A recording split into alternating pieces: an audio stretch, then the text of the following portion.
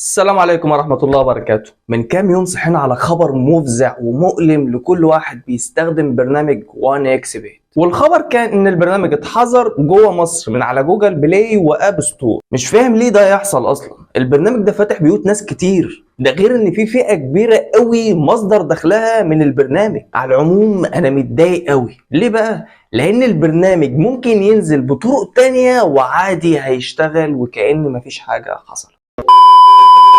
ايه يا اسطى، فاكرني زعلان بجد ان البرنامج اتحظر وان يا حرام قلبي بيتقطع على العيال والناس اللي كانوا بيجيبوا فلوس من البرنامج الملعون ده؟ فوق يا معلم واعتبرها اشاره من ربنا انك تبطل لعب في البرنامج وتمسحه حالا، وتبقى راجل مؤمن بجد ومتاكد ان ربنا هيرزقك، وتقنع نفسك ان الجنيه اللي جيب تعبك في بركة أكتر من 1000 هيجي من البرنامج. هتيجي تقول لي ظروف البلد ومفيش شغل وعايز أعيش زي الناس. لا يا معلم، الدنيا هتبقى حلوة لو أنت رضيت باللي معاك واللي ربنا قاسمهولك. كل ما هو عليك هو السعي في الخير والطريق الصح. اصبر على ابتلاء الفار، لأن كده كده مفيش منه مفر طول ما أنت بتفكر في القرش السهل. لا فلوس مراهنات ولا أي سكة شمال هي اللي هتغنيك وتعيشك مبسوط. والله العظيم الفقر اللي بجد هو إنك تدخل جيبك أو بيتك أو بطنك قرش حرام. ارجع لربك وافهم دينك، هتكسب دنيا واخره. الموضوع هيبقى صعب عليك من ناحيتين، اولها انك استسهلت القرش السريع اللي من غير تعب، وتانيها انك وقعت في وحل الادمان. فنحل ده بخطوتين. اول خطوة هي انك تقتنع بالقرش البسيط اللي كسبته من شغلك الحلال، وتكون متأكد ان اللي معاهم فلوس كتير من الحرام هيتعذبوا بيها دنيا واخره. تاني خطوة هي انك تحاول تبعد عن اي شيء بيفكرك بالبرنامج، ان كان صحاب او اماكن.